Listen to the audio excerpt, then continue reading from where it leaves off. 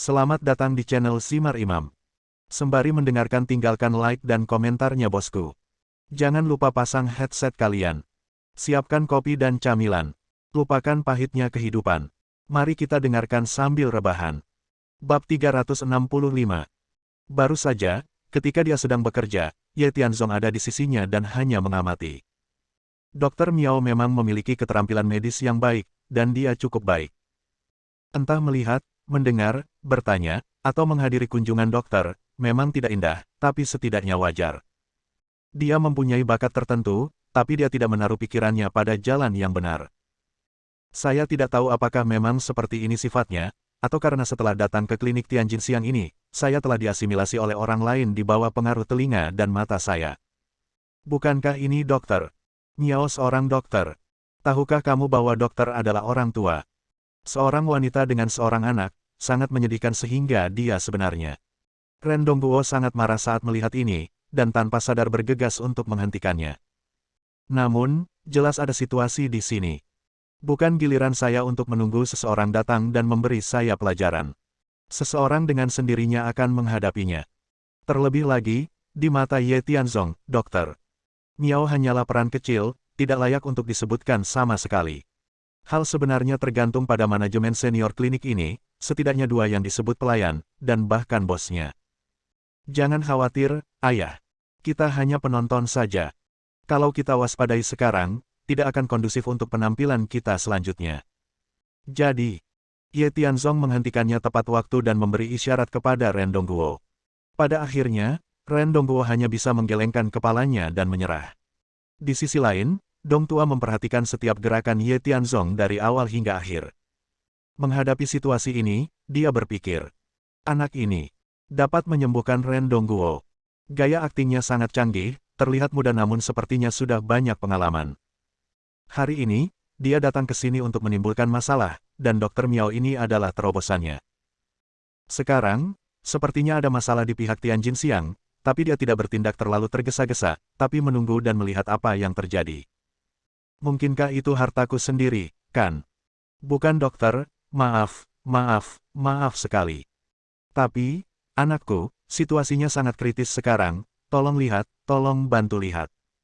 Wanita parubaya ini menangis dan gemetar bahkan saat dia berbicara. Sambil menggendong anak itu, dia terus mendorong ke arah dokter Miao yang terbalik sampai dia terpojok. Sebelum dia bisa melakukan apapun, beberapa pelayan yang sibuk di ruangan itu datang, dan mereka tidak bisa menahan diri untuk tidak berkata. Dia menyeret yang tengah wanita tua ke samping sambil masih mengumpat di mulutnya. Pergi, cepat pergi. Kalau mau ke dokter harus antri. Tidak apa-apa jika Anda tidak ingin mengantri, tapi Anda harus membayar ekstra. Bukannya Anda tidak mengetahui peraturan klinik Tianjin siang kami. Saya memperingatkan Anda, jangan membuat masalah di sini, jika tidak, Anda akan dibiarkan tanpa makanan. Apa kamu tidak melihat begitu banyak orang yang mengantri? Siapapun yang sakit besar atau kecil, kalau tidak ada aturan, haruskah kita buka kembali ke Tianjin siang hari ini? Kata-kata ini sangat kasar di telingaku. Itu bahkan membuat jantung Ye Tianzong berdebar-debar. Awalnya, dia berpikir bahwa apa yang dikatakan para pelayan ini dapat membangkitkan kewaspadaan semua orang, dan bahkan membuat mereka marah. Namun, setelah orang-orang ini mendengarnya, mereka menjadi acuh tak acuh, dan bahkan ada ekspresi jijik di wajah mereka. Lagi pula, jika wanita parubaya ini mengantri, dia akan benci waktu yang dihabiskannya untuk berobat ke dokter. Jika dia punya uang untuk ke dokter, dia akan pergi jika dia tidak punya uang. Mereka tidak berpikir ada yang salah dengan memungut biaya konsultasi sama sekali, dan beberapa orang bahkan membantu para pelaku kejahatan, meminta wanita parubaya itu segera pergi, jika tidak, mereka akan membuat mereka terlihat baik. Wanita parubaya itu membawa anaknya dan segera datang dari depan toko ke belakang toko. Orang-orang ini cuek banget, entah kenapa mereka seperti ini, mungkin karena tekanan jangka panjang, mereka sudah terbiasa dengan cara berobat ke dokter seperti ini. Selama Anda bisa membuat diri Anda lebih baik, tidak perlu mematuhi etika lainnya. Tianzong, para dokter ini adalah 3 penjaga toko lainnya. Di belakang mereka ada 2 orang yang bertanggung jawab. Dalam keadaan normal, mereka tidak akan keluar. Namun, tampaknya beberapa orang penting akan datang hari ini. Bahkan bos toko mereka akan keluar untuk menyambut mereka secara langsung. Lihat, itu ada di sana. Masalah dengan wanita parubaya itu belum berlalu, dan bahkan sampai sekarang, dia masih bisa mendengarnya menangis dan berteriak.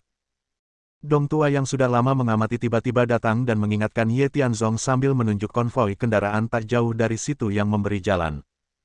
Dokter-dokter lain ini, ditambah dokter Miao, disebut sebagai empat wali.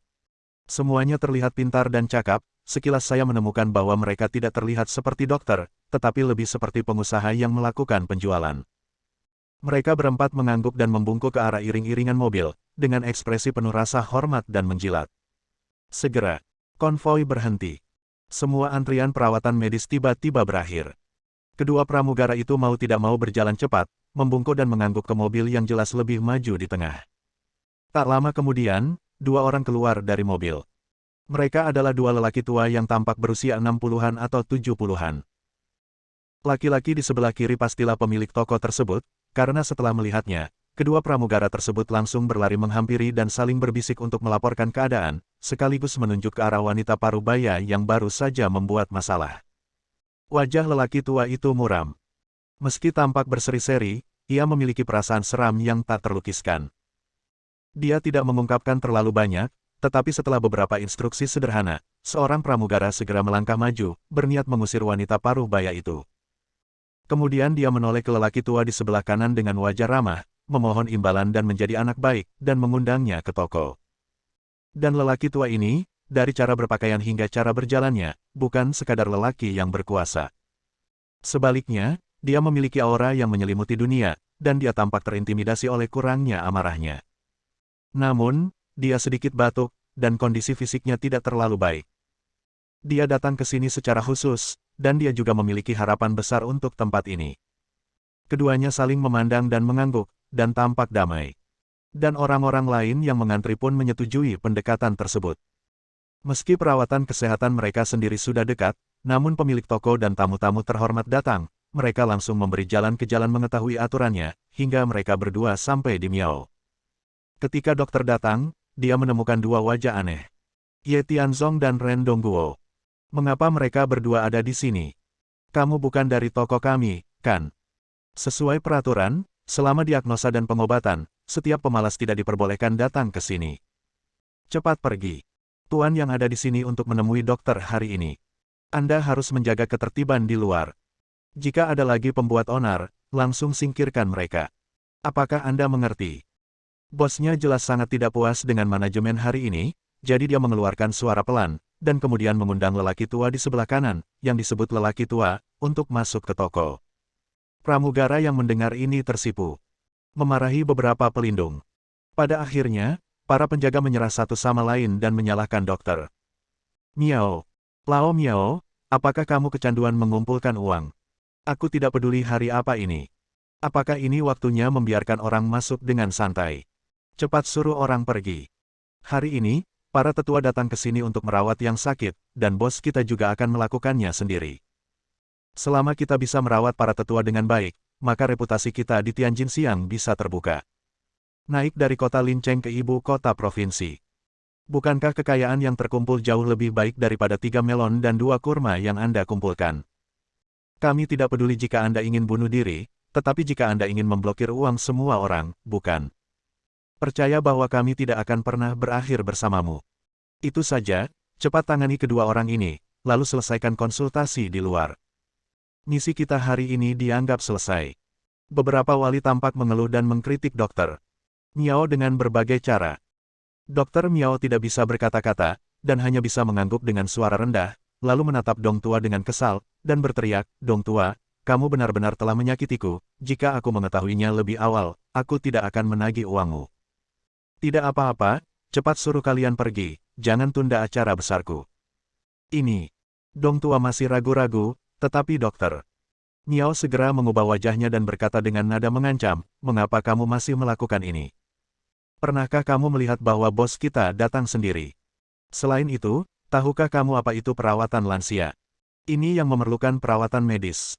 Apa identitas dan latar belakang Anda? Jika Anda menyinggung perasaannya, apalagi rumah sakit kecil Anda, bahkan jika Anda dijual, itu tidak akan cukup untuk mengisi celah di antara gigi Anda. Ya, aku akan melepaskan mereka, aku akan melepaskan mereka. Mendengar identitas Tuan Yang, kulit Dong tua itu segera berubah drastis, dan dia mengangguk satu demi satu, tetapi dia memainkan jarinya dengan sedikit canggung. Jelas dia ingin mendapatkan kembali uang yang baru saja dia berikan, karena masalahnya belum selesai, dan pengembaliannya adalah hal yang biasa. Tetapi, Dr. Miao ini adalah seorang kanibal. Melihat Lao Dong seperti ini, dia langsung marah besar dan berteriak dengan marah, "Kamu bajingan, aku baru saja dimarahi, lumayanlah jika aku tidak merepotkanmu. Sekarang, kamu masih berani untuk meminta uang, percaya atau tidak, aku akan membawamu untuk merobohkan rumah sakitmu yang rusak di lain hari, percaya atau tidak." Bab 366. Ini, kata-kata tajam dokter Miao membuat Dong tua tidak bisa menahan diri untuk beberapa saat. Jika Anda tidak menyelesaikan pekerjaan, Anda tidak akan mendapatkan pengembalian uang. Ini hanyalah logika gangster. Hanya, ini adalah wilayah mereka.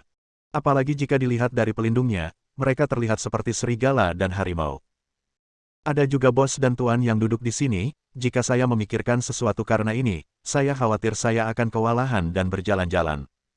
Meskipun demikian, Ren Dongguo adalah presidennya. Saya juga sangat menghargai Ye Tianzong. Namun, menjalani hidup dan mati bagi mereka belum mencapai titik itu. Masih harus menunggu dan lihat dulu. Meski begitu, uang yang diberikan kepada Dr. Miao barusan memang agak menyakitkan. Namun, ini juga merupakan cara terbaik untuk menghemat uang dan menghindari bencana. Tidak apa-apa. Dr. Miao, saya benar-benar minta maaf atas apa yang terjadi hari ini. Saat kami menghubungimu kembali, setelah kamu menyelesaikan pekerjaanmu di sini, aku akan mentraktirmu makan malam dan minuman, dan meminta maaf dengan baik. Lao Dong mundur sebagai cara untuk maju. Setelah mendengar ini, ekspresi marah di wajah Dr. Miao menjadi sedikit lebih baik. Namun, dia tidak terlalu memperlihatkan muka, lagi pula dia baru saja diperas oleh beberapa rekan lainnya dan dimarahi secara pribadi oleh atasannya. Ini jelas merupakan masalah besar bagi masa depannya. Dia sangat menyesalinya sekarang, jika dia mengetahui hal ini, dia seharusnya tidak menerima uang sekecil itu sekarang, yang menyebabkan dirinya ternoda oleh bau amis. Sangat mudah tersinggung. Jadi, dihadapkan pada tawaran proaktif Lao Dong, dia hanya mendengus dingin, berbalik dan berjalan menuju tempat lain. Perintahkan pramusaji untuk membantu merapikan meja, kursi dan bangku yang baru saja dirobohkan hingga jatuh ke tanah, agar tamu lain bisa terus mengantri dan melanjutkan pengobatan gratis yang tadi. Segalanya tampaknya telah kembali ke keadaan semula. Hanya saja ada beberapa episode yang disebabkan oleh kemunculan bos dan tuan yang secara tiba-tiba. Kedua orang besar ini mungkin bisa mempengaruhi orang lain, namun mereka tidak ada artinya bagi warga biasa yang hanya ingin menyembuhkan penyakitnya dan tetap hidup.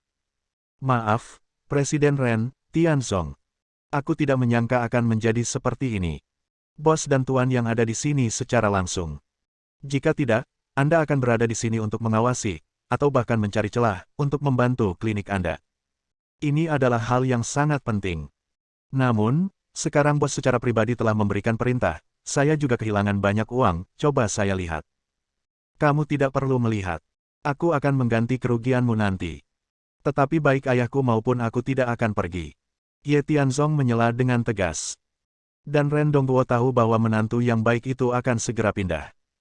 Meskipun dia bahkan tidak mengetahui rencana spesifiknya. Namun, karena kepercayaan buta pada menantu laki-lakinya, dia ingin turun tangan lagi ketika dia melihat dan mendengarnya, jadi dia melangkah maju dan mengingatkannya, "Dong tua, kamu takut dengan bos klinik Tianjin Siang, tapi aku juga bosmu." Anggota Kamar Dagang, jika Anda tidak ingin menyinggung kedua belah pihak, hal terpenting yang harus Anda lakukan sekarang adalah membantu kami sebanyak yang Anda bisa, daripada mengobarkan api. Baru saja menantu laki-laki saya mengatakan bahwa kami akan mengganti kerugian Anda. Dan Anda tidak perlu khawatir akan dibalas oleh pihak lain setelahnya, karena klinik Tianjin Siang ini, apalagi menantu saya, bahkan saya dapat melihat bahwa itu bukanlah hal yang baik, dan tidak perlu untuk eksis. Selanjutnya yang harus Anda lakukan adalah mengamati dengan seksama dan melihat bagaimana Tianzong akan menghadapinya.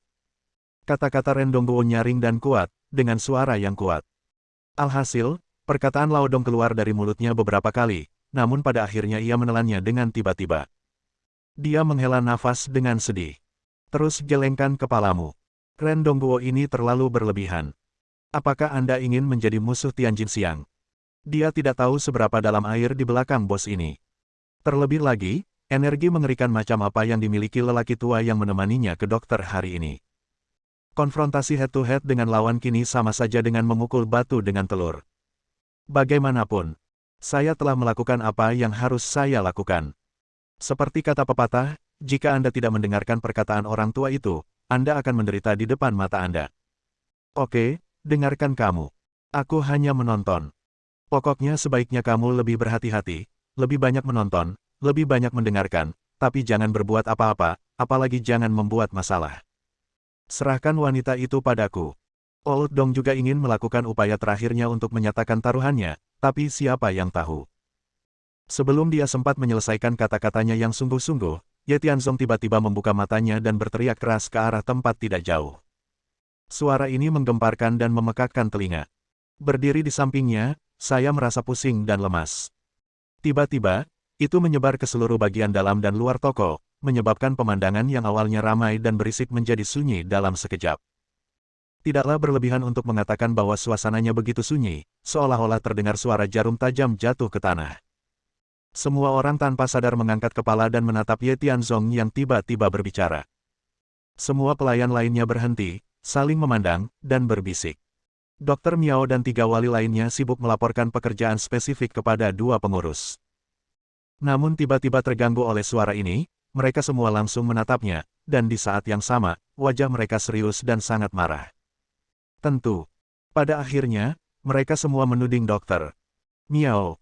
Ketiga penjaga dan 2 pramugara terus menyodok dahi Dokter Miao, seolah-olah mereka membenci besi. Sebaliknya, Dokter Miao terus menundukkan kepalanya, meminta maaf dengan berbagai cara, dan membungkuk untuk mengakui kesalahannya.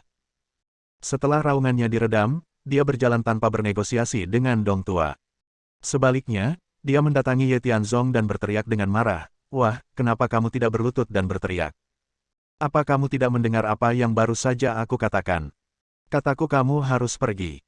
Bahkan setelah kamu memberimu uang, kamu tetap tidak akan melakukan apapun. Aku memperingatkanmu, jika kamu berani melakukannya lagi." Ah! Dokter Miao sudah setengah dari ancamannya ketika dia tiba-tiba berteriak dengan keras. Dari segi momentum, tentu saja tidak sekuat auman Ye Tianzong barusan, tetapi teriakan dan desibelnya yang meningkat dapat didengar oleh semua orang. Lihat lebih dekat. Menemukan bahwa Ye Tianzong tiba-tiba mengambil tindakan, dia mengambil jari lawan dan memutarnya dengan tajam. Retakan. Patah. Bah bang bang. Setelah itu, Ye Tianzong menamparnya 2 kali, menyebabkan mulutnya, yang terus-menerus mengeluh, langsung menjadi merah dan bengkak, dan bahkan sedikit darah muncul di sudut mulutnya. Semua orang memandangnya dengan tercengang. Sulit membayangkan apa yang pernah saya lihat sebelumnya. Termasuk wanita parubaya yang diusir pelayan lain dan menangis sambil menggendong putranya, semuanya terhenti di saat bersamaan. Tak lama kemudian, suara diskusi terdengar miring seperti air laut yang menyembur dari bendungan, dan menyebar ke seluruh pemandangan dalam sekejap mata. Siapa orang ini? Dia sangat kuat. Orang yang baru saja dia pukul adalah salah satu dari 4 penjaga klinik Tianjin siang ini. Dokter Miao, dia memiliki keterampilan medis yang luar biasa dan latar belakang yang kuat. Sekarang seseorang datang ke sini untuk mengalahkannya. Sobat, apakah kamu tidak menyukai dirimu sendiri karena hidup terlalu lama? Tidak hanya itu, kami sekarang sedang mengantri untuk berobat. Dia memikirkan hal-hal di sini dan membuang-buang waktu. Jika salah satu dari kami tiba-tiba sakit dan meninggal, apakah itu salahnya? Kamu benar-benar tidak tahu seberapa tinggi langit. Kamu bahkan berani memprovokasi klinik Tianjin siang. Mereka telah merawat ratusan pasien. Jika kamu menyeret pasien yang kuat untuk membantu, kamu dapat membunuhnya tanpa tempat pemakaman dalam hitungan menit. Penonton tidak memiliki kesan yang baik terhadap Ye Tianzong. Jika Anda merasa dia akan menimbulkan masalah, maka pulanglah dan buatlah masalah. Datang ke sini untuk menimbulkan masalah tidak hanya melebih-lebihkan kemampuan diri sendiri, tetapi juga mengganggu waktu perawatan medis mereka. Dan di antara orang banyak, ada seorang pengembang pemula yang pernah mengalami konflik dengannya sebelumnya. Ketika dia melihat Ye Tianzong, dia menyentuh dagunya sambil berpikir, "Anak ini, saya hanya membual bahwa saya bisa mengobati orang-orang ini, dan mereka akan dirawat secara gratis. Saya pikir dia berbicara omong kosong dan sedikit gila, tapi sekarang dia benar-benar berani mengambil tindakan tiba-tiba ke sini. Segera setelah saya mulai menanganinya, bukan pelayan di bawah yang sedang dibersihkan, tetapi pelindung Dharma. Pemuda ini entahlah orang gila. Atau dia adalah seorang ahli dengan latar belakang yang tidak terduga. Tunggu dan lihat lagi. Ya ampun, Tuan Ye. Pada saat ini, setelah tertegun sejenak, Dong Tua akhirnya sadar. Terlepas dari halangan Rendong Guo, dia bergegas dan berkata dengan nyaman, apa maksudmu? Dokter. Miao adalah anggota keluarga Tianjin Xiang, dan dia juga kader tingkat menengah. Jika kamu memukulnya, pihak lain pasti akan melawanmu sampai mati. Menurut aturan, kamu, termasuk keluargamu, mungkin terlibat. Meskipun ayah mertuamu adalah Presiden Kamar Dagang Lin Cheng, jika dia mengatakan bahwa dia melakukan masturbasi, maka lakukanlah masturbasi. Tidak, itu semua tidak masuk akal, bukankah kamu hanya mencari masalah? Dokter Miao, dokter. Miao, harap tenang. Dia masih muda dan energik, dan tidak memahami etika. Mohon bersabar dan bersabar. Tentu saja, Dong Tua tidak berusaha melindungi Ye Tianzong dan Rendong Guo. Alasan utamanya adalah kedua orang ini dibawa ke sini sendirian. Sekarang dia telah memukuli seseorang, ketika tiba saatnya untuk melacak sumbernya, jika dia duduk, dia pasti tidak perlu melarikan diri. Prioritas utama adalah untuk redam amarahmu semaksimal mungkin, berharap pihak lain tidak melampiaskan amarahnya padanya, hanya dirimu sendiri. Gulungan. Namun, fakta membuktikan bahwa dia memang terlalu banyak berpikir. Bagaimana dokter? Miao bisa menyelamatkannya dengan begitu mudah setelah dipukuli dan dimarahi. Sekarang Ye Tianzong masih mencubit jari-jarinya. Mendengar Dong Tua memohon belas kasihan, dia balas berteriak, kamu Dong Tua bodoh, kamu orang tua, beraninya kamu membawa seseorang untuk memberiku pelajaran. Kenapa kamu menungguku? Jika aku tidak membunuhmu, aku anakmu. Kemudian, dia mengangkat kepalanya lagi, memelototi Ye Tianzong, dan mengancam, kamu bajingan, tolong lepaskan aku secepatnya. Jika kamu tidak melepaskannya, percaya atau tidak, aku akan. Aduh, sakit sekali. Sakit. Lepaskan. Biarkan aku pergi, kamu. Mulut penuh kotoran. Menerima suap. Dia tidak memiliki keterampilan medis atau etika medis. Orang sepertimu memenuhi syarat menjadi dokter. Klinik seperti milik Anda layak disebut Xuan Hujishi, klinik terbaik di Lin Cheng. Di mataku, Ye Tianzong, ini hanya lelucon. Ngomong-ngomong soal. Ye Tianzong menarik jari orang lain dengan keras dan berkata dengan tatapan galak, melihatmu seperti ini, kamu tidak cocok menjadi dokter lagi. Kebetulan aku akan meremukkan semua jarimu untuk mencegahmu menyakiti orang lain di masa depan. Selesai. Dia melangkah lagi. Keadaan tragis dokter. Miao membuat kedua pelayan tersebut menyadari keseriusan masalah ini. Pihak lain tidak bercanda, tapi serius. Apalagi bos dan tuan yang ada di sini hari ini, jika terjadi sesuatu dan tidak dapat diselesaikan, saya khawatir posisi saya sebagai manajer akan berakhir. Prioritas utama adalah menyelamatkan orang terlebih dahulu. Jadi, setelah merenung sejenak, mereka buru-buru membujuk, Tuan, ayo kita bicara pelan-pelan kalau ada yang ingin kita katakan, lepaskan orang itu dulu, selama orang itu aman, apapun boleh dilakukan. Bersambung.